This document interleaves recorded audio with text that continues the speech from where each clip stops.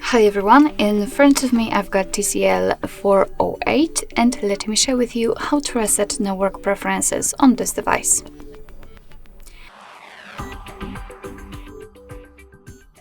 So let's start with opening the settings and then scroll down to the very bottom to find system.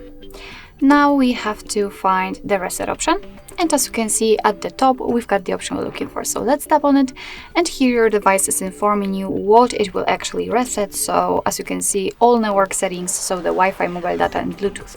Let's tap on reset settings. Here we've got also the information that this operation cannot be undone. So tap on reset settings if you are ready and wait a second. As you can see, the network settings have been reset successfully, and be aware that if you've got the screen lock set, probably your device will ask you to enter it in order to confirm the whole step. Alright, so that will be all. Thank you so much for watching. I hope that this video was helpful, and if it was, please hit the subscribe button and leave the thumbs up.